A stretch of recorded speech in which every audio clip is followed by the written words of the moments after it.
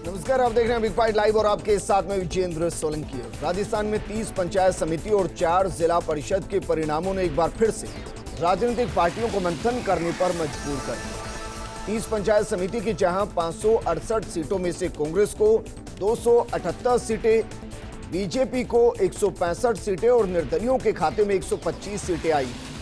वहीं कोटा जिला परिषद में 23 में से 13 सीटों पर बीजेपी जीती और 10 कांग्रेस के हाथ में आई, यानी कब्जा बीजेपी का रहा है। लेकिन श्री गंगानगर में बीजेपी का लगभग सफाया हुआ। 31 सीटों में से कांग्रेस ने 25, बीजेपी सिर्फ 3 सीटें जीत पाई, 2 पर माकपा और 1 पर निर्दलीय जीता, जबकि 12 और करौली का परिणाम अभी तक नहीं आया। सवाल यह है कि क्या कांग्रेस को समर्थन मिलना, कांग्रेस के हाथ का गांव में लगातार मजबूत होना है, या फिर किसान आंदोलन का असर अभी भी बीजेपी के खिलाफ जा रहा है। आज बात इसी मुद्दे पर कि पंचायत में हाथ का राज और उसके पीछे की वजह।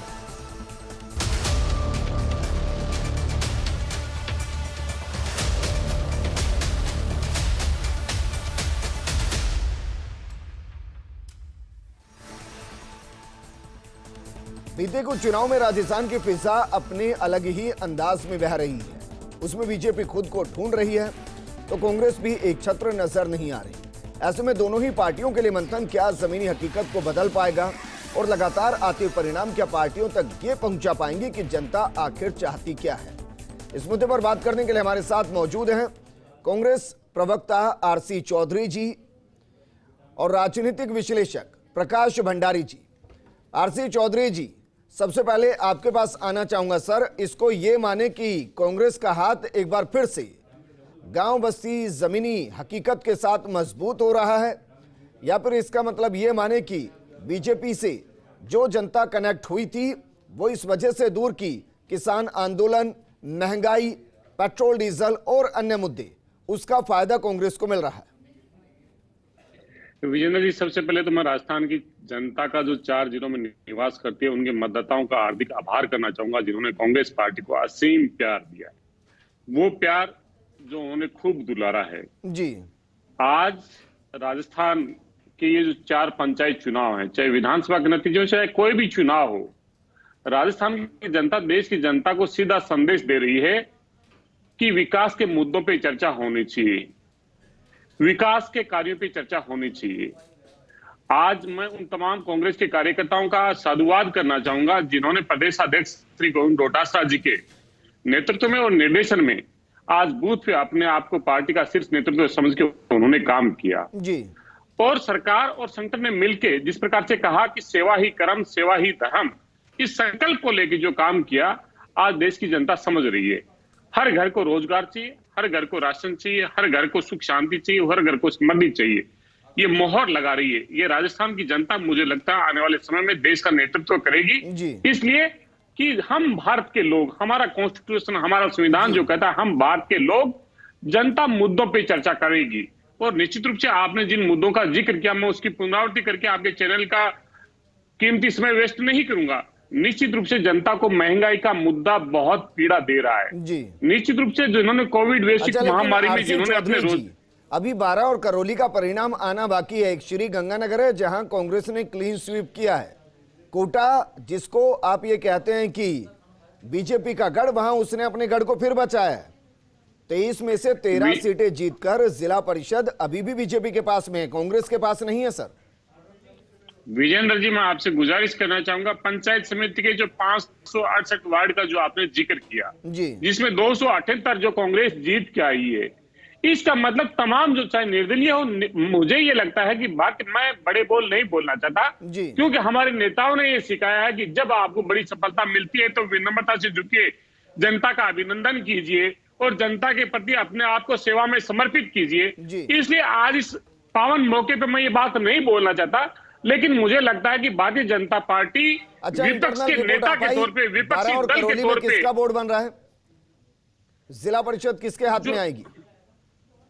12 और विजेंद्र जी जिस दिन बनेगा अपन फिर चर्चा करेंगे, लेकिन ये जो मैं आंकड़े रखा हूं, मैं जो आंकड़े रखा हूं वो आपके सामने ही तो रखा हूं ना विजेंद्र जी। जो आपने आंकड़े रखे ये तो तथ्य है, जो कोई झूठ नहीं बोलता। जनता का जनादेश वो कहीं दूर हो ही नहीं सकता, और लोकतंत्र में जनता ही सर्वोपरि होती है। ये हमारी पार्टी के अध्यक्ष और पार्टी के जो मुख्यमंत्री हैं, उन्होंने ये हमें सिखाया। तो जनता का जो हमें प्यार एक और चीज है आरसी चौधरी जी, एक और चीज है, 568 में से 278 ही कांग्रेस को मिले हैं, बीजेपी 165, अदर 125। इस आंकड़े को जोड़ लिया जाएगा तो ये कांग्रेस के आंकड़े से ऊपर होगा। 50% भी नहीं है बीजेपी कांग्रेस के पास, इसको आप बहुमत कहेंगे? विजेंद्र जी, अगर आप ये कहेंगे तो अगर मैं इसी बात पे रखना चाहूंगा, 2014 का चुनाव था, 31% भारतीय जनता पार्टी को वोट मिले और 20% हमें मिले, और भारतीय जनता पार्टी की पूर्ण बहुमत की सरकार बनी, 282 सीट आए, और वहां पे हमारी जो 44 सीट रहेगी। इसलिए आप ये देखिए, नहीं, मैं वोटिंग परसेंटेज की नहीं सर, मैं तो जीत के प्रतिशत की बात कर रहा हूं। हाँ, जीत के प्रतिशत की मैं आपसे आंकलन कर रहा हूँ। निश्चित रूप से आपने सही तथ्य रखे हैं, मैं उसी का आंकलन कर रहा हूँ। मैं आपसे यही गुजारिश कर रहा हूँ कि यहाँ इस राज्य के अंदर बहुत से राजनीतिक दल हैं, बहुत सी क्षेत्रीय पार्टियां हैं, बहुत से व्यक्तिगत संबंध होते हैं, उसके बावजूद इतना बड़ा जो बहुमत दिया है जी, वो जनता ने जो असीम प्यार दिया है, ये जानते हैं कि सुशासन का। राजनीतिक विश्लेषक प्रकाश भंडारी जी हमारे बीच हैं। प्रकाश भंडारी जी, जिस तरीके से परिणाम आ रहा है, हालांकि 12 और करौली का परिणाम अभी नहीं आया है, गंगानगर में कांग्रेस ने क्लीन स्वीप किया है, हाड़ौती में नेक टू नेक फाइट कह सकते हैं क्योंकि 23 में से 13 बीजेपी और 10 कांग्रेस। इसका आप विश्लेषण किस तरीके से करते हैं? क्या वाकई में जनता एक तरफा बह रही है या अभी भी दोनों पार्टियों के बीच में कंफ्यूज है?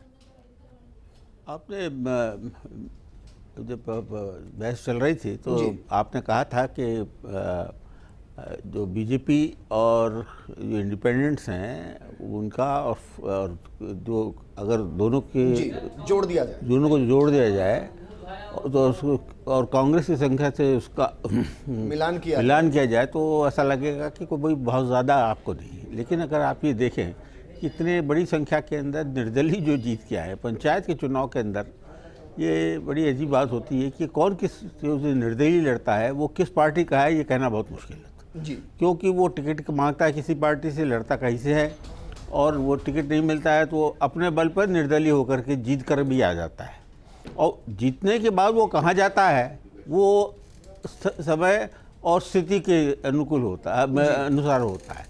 जैसे जैसे जैसे वो, क्योंकि वो इंडिपेंडेंट है, वो और उस पर लगता नहीं है आपका एंटी डिफेक्शन, तो एंटी डिफेक्शन लॉ नहीं लगता है, तो उसका वो जो है बिल्कुल खुला रहता है, जहाँ उसे फ़ायदा मिलता है, जहाँ उसे जाएगी, यहाँ उसके समर्थक बोलते हैं वो वहीं जाता है जी। लेकिन कांग्रेस का इतनी बड़ी संख्या मतलब सीटें जीतना वो भी कम बात नहीं, क्योंकि एंटी इनकम्बेंसी के लगता है कि अब जो सरकार के 2 वर्ष रह गए हैं, और मैं पंचायतों के जो चुनाव होते हैं उसको मैं मानता हूँ कि ये जो चुनाव है ये एक तरह का सेमीफाइनल होता है, जो इलेक्शन है। हाँ, विधानसभा के अब 4 जिलों के अंदर चुनाव हुए, इसके पहले हुए चुनाव 3-4 फेजेस में हुए हैं। वहाँ कांग्रेस का जो प्रदर्शन है वो इतना ख़राब नहीं रहा, जो हालांकि ये कहा जाता है कि सब जो रूलिंग पार्टी उसको लाभ मिलता है, ऐसा कोई लाभ नहीं मिला था। कांग्रेस ने संघर्ष किया, कई जगह उसको सफलताएं भी मिली और कई जगह नहीं, लेकिन किसान आंदोलन पर बीजेपी बैक हुई है जी। लेकिन क्या उसका असर अभी भी बचा हुआ है? क्योंकि गांव बस्ती में बड़े मुद्दे हैं सर। किसान वो गंगानगर में पूरी तरह से दिखाई दिए। गंगानगर में जो पंजाब जो है वो एपी सेंटर था, केंद्र था।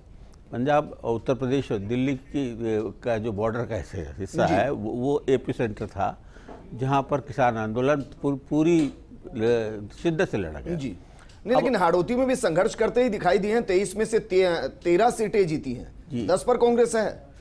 कांग्रेस है, लेकिन अब जो हाड़ौती है वो आज से नहीं, आज से पिछले 50 सालों से, जनसंघ के युग से, जब जनसंघ थी तब से बहुत सबसे बड़ा जो प्रभाव क्षेत्र था वो हाड़ौती ही था, जनसंघ से के समय से, और अब भाजपा है तब भी।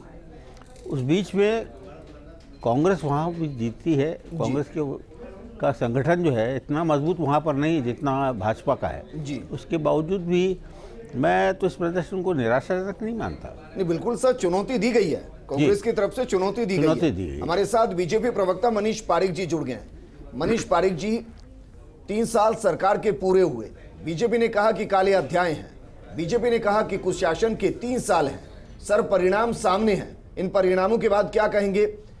कोटा के अंदर 23 में से 13 सीटें बीजेपी ने जीती, 10 कांग्रेस ने जीती। हालांकि बोर्ड बीजेपी बना रही है, लेकिन अपने ही क्षेत्र में संघर्ष करती नजर आ रही है। गंगानगर में आप क्लीन स्वीप हो गए हैं, दिखाई नहीं दिए हैं, और जो पंचायत समिति के परिणाम है वो भी आपके पक्ष में नहीं। विजेंद्र, कोटा में और बारां में भारतीय जनता पार्टी को बहुमत मिला है। मैं ये समझ सकता हूं कि आप वहां देख रहे हैं कि बाहुबली धनबली चुनाव लड़ रहे हैं। प्रकाश जी इस बारे में मेरे से वो करेंगे सहमति। तो जो ये खान मंत्री हैं, उनकी पत्नी वहाँ पे चुनाव लड़ रही है, तो निश्चित तौर पर उन्होंने उस चीज़ को प्रभावित करने की कोशिश की है, लेकिन फिर भी वहाँ पर भाजपा को माइलेज मिला है। अब भाजपा वहाँ पे बहुमत में है। इसी तरह से कोटा में तो क्लियर है ही बात। जो अभी आप बात करेंगे खैराबाद की है, अंता की है, और ये यहाँ पर भी जो पंचायत समितियाँ हैं उसमें भी भाजपा को बढ़त मिली है। मैं ये कहना चाहता हूँ कि जो ये छोटे चुनाव होते हैं उसमें बहुत सी बातें होती है, उसका दोनों तरह की अलग अलग इफेक्ट हो सकता है, लेकिन ये कहना कि भारतीय जनता पार्टी वहां पर परफॉर्म नहीं कर रही है, तो मैं कहना चाहता हूं कि जो उनकी पत्नी चुनाव लड़ी है, जो भारतीय जनता पार्टी अलग अलग कानून लेकर आई और फिर लंबे वक्त तक सड़कों पर संघर्ष हुआ, मैं तो उसका दुष्परिणाम कह रहा हूं कि जनता ने उसको सबक ये अभी भी दिखाया कि गांव बस्ती में इतनी आसानी से चीजें नहीं बदलती है कि आप एक कानून लेकर आए, कानून वापस ले लिया, अचानक से जनता का मन बदल जाएगा। ऐसा हुआ नहीं है। कानून वापस ले लिया, लेकिन घाव जो है वो अभी तक हरे हैं जी, घाव भरे नहीं है। जो आहत हुआ है किसान, वो उसके साथ एक तो किसान आंदोलन के बाद जो स्थिति बनी पूरे देश भर के अंदर, वो सबसे बड़ी है महंगाई में पेट्रोल और डीजल को लेकर के जो किया है। दोनों बातें बताई वो ये कि जो कांग्रेस पार्टी की सरकार है, जिस हिसाब से आपने कीमतें कम करी है, वो उससे खुश नहीं है। ये सब चीज़ें जो है कहीं ना कहीं मतदाता अपने मन को टटोलते हुए जब मतदान करता है तो इस सब बातों का उससे ध्यान रहता है। मनीष जी, मंथन तो करना पड़ेगा। कैंडिडेट में मंथन तो निश्चित तौर पे करेंगे, मैं कह रहा हूँ, लेकिन फिर भी भंडारी साहब मैं बताना चाहता हूँ कि भारतीय जनता पार्टी के 17 अभी तक जिला प्रमुख हैं, तो ये बावजूद इसके कि ऐसे कह रहे हैं नहीं, एक एक हमारे अगर जा रहे हैं एक बात पारिक जी, दूसरी बात कोटा और अभी दोनों जोड़ेंगे तो 19 हो जाएंगे। नहीं, मेरा निवेदन है, करौली में भी क्लियर नहीं है अभी, करौली में भी भारतीय जनता पार्टी ने पूरी चुनौती दे रखी है। मैं कह रहा हूँ छोटे चुनाव में जो लोकल लेवल में बहुत सारी बातें होती है, टिकट के कई एस्पिरेंट होते हैं और उसमें कई बार उस जाति का उस गांव का वोट नहीं होता है, तो लेकिन 30 बड़े गांव से हो जाता है। 568 में से बीजेपी को सिर्फ 165 मिली है, नहीं, मैं कांग्रेस को 278 मिली है। इसमें जो ये तो आंकड़े सच्चाई है। इसमें आपको देखना पड़ेगा कि जो निर्दलीय हैं उसमें आपके बागी कितने थे, कांग्रेस के बागी कितने हैं। मैं कह रहा हूँ निर्दलियों का जो गणित है वो कांग्रेस हमेशा माइलेज लेती है हॉर्स ट्रेडिंग के जरिए शायद, लेकिन मैं ये भी कहना चाहता हूँ कि अभी उसका होना जरूरी है। पहले भी हमने जो निर्दलियों ने कई जो समर्थन किया उसके कारण से भाजपा के बोर्ड बने। निश्चित तौर पर संख्या तो इतनी मुझे एग्जैक्ट ध्यान नहीं है, लेकिन मैं बता रहा हूं, समझिए कि हम अपर हैंड पे हैं। मैं बता देता हूं मनीष जी, फिर बता देता हूं। 568 में से कांग्रेस को 278, बीजेपी को 165 और निर्दलियों को 125, ये आंकड़ा है। यही निवेदन कर रहा हूं। इसमें 125 जो होने हैं उसमें बहुत सी बातें ऐसी है जो भाजपा की हो सकती है, लेकिन मैं इस बारे में मालूम नहीं भी करेंगे, दोनों तरफ बराबर हो सकता है। जो बड़ी बात थी कि 3 लोगों को, 3 भ्रष्टाचारियों को, मंत्रियों को इनको हटाना पड़ा मंत्रिमंडल से। मैं ये कहना चाहता था कोरोना काल में, कोरोना काल में चाह रहे हैं कि फिर इस हिसाब से मान लिया जाए तो मोदी मंत्रिमंडल में बदलाव हुआ, कई मंत्री बाहर हो गए। नहीं, लेकिन आप भ्रष्टाचार के आरोप नहीं थे, आप इसको ऐसे अगर एक मंत्रिमंडल रिशफल हो रहा है, अगर उसके पीछे का कारण ये है तो मोदी मंत्रिमंडल पर भी लागू होगा सर। नहीं, मैं आपको निवेदन करना चाहता हूं, वो परफॉर्मेंस का मंत्रिमंडल है, वहां पे अलग बात है। वो it shouldn't take it so lightly. वहां पे 3 जने हैं, ये डोटासरा जी ने जो आरएएस की प्रतिष्ठा गिराई है, प्रकाश भंडारी जी से खासे नाराज हो सकते हैं। मनीष पारिक जी, अगर ये सब कुछ है और अगर ये हटाना पड़ा, परिणाम में रघु शर्मा नहीं है, उन्होंने 35,000 का ऑक्सीजन, अगर ये सब है तो परिणाम में रिफ्लेक्शन क्यों नहीं है? ये भ्रष्टाचारी हैं ये लोग, और भ्रष्टाचार के कारण इन मुझे बताइए मनीष पारिक जी, अगर भ्रष्टाचार होगा तो जनता ही त्रस्त होगी, जनता त्रस्त भी है, उनको वोट भी दे रही है। मैं कह रहा हूं कि 12 में जो ये खान मंत्री हैं, उनके बीजेपी की कार्यकर्ता है, एक सामान्य कार्यकर्ता है, उसने बहुत बड़ी चुनौती प्रस्तुत करी है, और जो उनको छठी का दूध याद आ गया है। ये मान लिया जाए कि आप इस आंकड़े से संतुष्ट हैं मनीष पारिक जी, बीजेपी संतुष्ट है इस आंकड़े से, इस परफॉर्मेंस से संतुष्ट है? कभी नहीं हो सकती, कभी नहीं हो सकती। लेकिन मैं निवेदन करना चाहता हूं, जिस तरह के हालात हो रहे हैं, जिस तरह की बातें यहाँ पर माहौल में है जी। उसको देख के परफॉर्मेंस बीजेपी के कार्यकर्ताओं ठीक है, की आरसी चौधरी संतोषजनक है कि उन्होंने कांग्रेस के लिए एक अच्छी बात यह है कि बार बार परिणाम आते हैं, बार बार परिणाम में बहुत कुछ रिफ्लेक्ट वो खुद होता है, जिम्मेदार है वो और इसके लिए उसके टुकड़ों टुकड़ों में बीजेपी चुनाव अपने करा रहे तरीके हैं के बयान देती है और वो उससे इसीलिए कांग्रेस को चुनाव फायदा करा रहे होता हैं है। टुकड़ों में, ताकि वहां पे खरीदारी आरसी हो चौधरी सके, जी। मंत्रियों की जिम्मेदारी दे सके। ये सब किया इसलिए इन्होंने ये टुकड़ों में दो विजेंद्र जी, मैं दिनों ये के कहना चुनाव हो रहे हैं, चाहूंगा- जैसे इससे साफ विजेंद्र जी, जाहिर मैं ये है। कहना ठीक है, चाहूंगा ठीक कि है, हम जी। लोकतंत्र, विजेंद्र जी, हम ये कहना चाहते हैं कि लोकतंत्र के अंदर हमारे नेता ये कहते हैं लोकतंत्र में जनता जनार्दन होती है। हम सत्याग्रही हैं, सत्याग्रही नहीं है। भारतीय जनता पार्टी के नेता का ये विश्लेषण बता रहा है कि जिस प्रकार से जो जनादेश मिला है उसी सिरोधार्य करना चाहिए था, आत्मचिंतन करना चाहिए, लेकिन हमें उनकी पे कोई व्यक्तिगत टिप्पणी नहीं करनी। हम इतना कहना चाहेंगे कि हमारी सरकार ने सुशासन का संकल्प लिया। 3 जो हमने बजट की घोषणाएं की उसमें 87% वादे पूरे किए, धरातल पे तमाम काम कर रहे हैं। पार्टी के अध्यक्ष गोविंद डोटासरा जी, जिन्होंने 3 साल के अंदर जो शिक्षा के 1200 नए विद्यालय अंग्रेजी माध्यम के स्कूलें खोले, जिन्होंने स्कूलें बंद करने का काम किया, जिन्होंने गरीब के बच्चे को शिक्षा चाहिए उसको अंग्रेजी की शिक्षा देने का अगर कोई काम किया तो राजस्थान के मॉडल ने किया। राजस्थान में 1 लाख युवाओं को नौकरी देने का काम किया तो राजस्थान ने किया। भारतीय जनता पार्टी ने क्या किया? जो सरकारी नौकरियां देते थे उन उपक्रमों का निजीकरण किया, उनको बेचा।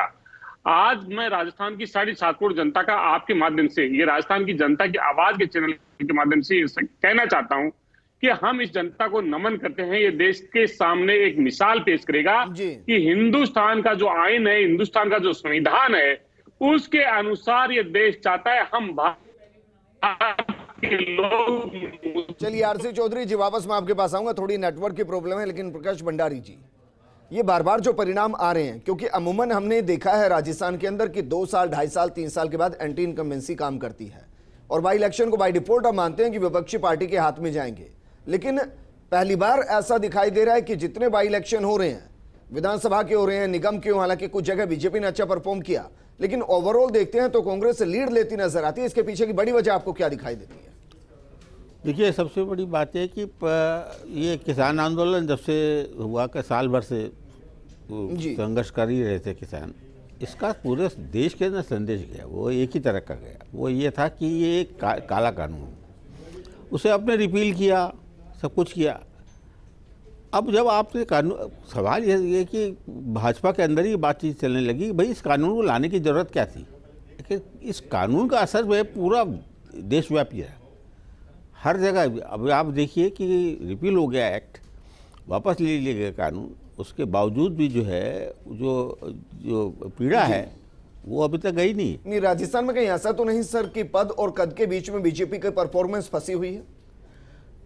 अब तो मनीष जी बैठे हैं, मैं क्या बताऊं, जो भाजपा के अंदर अंदरूनी फूट है वो तो रोज़ बिल्कुल आप हर दिन आप पढ़ सकते हैं, हर दिन दे सकते हैं कि वहाँ पर पार्टी कितनी असंगठित हो गई है जी। कितने लोगों की आकांक्षाएं वहाँ बढ़ी हुई हैं, कितने लोग मुख्यमंत्री के दावेदार हो रहे हैं जी। पार्टी को पीछे रख रहे हैं, अपने को आगे रख रहे हैं।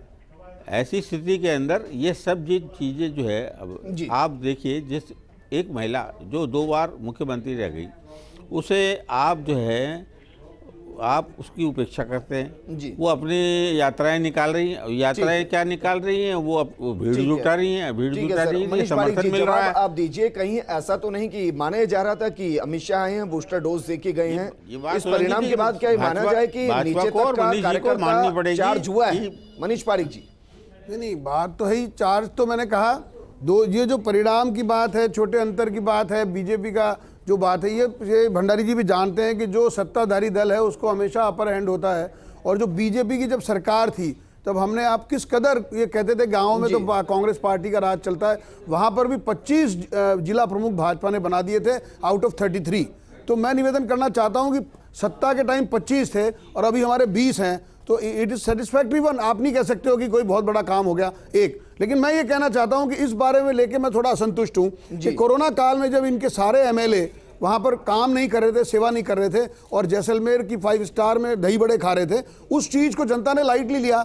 ये हो सकता है क्या? एक। दूसरी बात, भाजपा के सब कार्यकर्ताओं ने जो सेवा का काम किया, सेवा से संगठन किया, जिसके लिए माननीय मोदी जी ने भी सतीश पूनिया जी की पीठ थपथपाई की राजस्थान में, इस विषय पर माइलेज ले रखा है। और हमारे जो सारे पदाधिकारी हैं, तो सर परिणाम रिफ्लेक्ट होता है ना। मैंने कहा वो सब कार्यकर्ताओं को हमने टिकट दिया, सेवा भावियों को। लेकिन मैं ये निवेदन करना हूँ, छोटा गांव, बड़ा गांव, इस जात का वोट, उस जात का वो वोट, तो जो छोटे कांग्रेस पर भी फैक्टर है, लागू होगा ना वो सर, चीजें अकेला बहुत ऐसा ज्यादा थोड़ी होती ना हैं। कि बीजेपी पर ही लागू होंगे सारे नियम। नहीं, मैं नहीं कह रहा, वो तो निश्चित तौर पर बात सही है, लेकिन ठीक जो है। मंत्रियों की जिम्मेदारी लगाई ठीक है। है सर, शुक्रिया हमारे साथ जुड़ने के लिए। प्रकाश भंडारी जी आपका भी शुक्रिया, आरसी चौधरी जी आपका भी शुक्रिया। जनता सब जानती है और जनता बहुत अच्छे से समझती है कि किसने किस वक्त उसके दर्द में साथ दिया है। परिणाम सब कुछ बताते हैं। नमस्कार।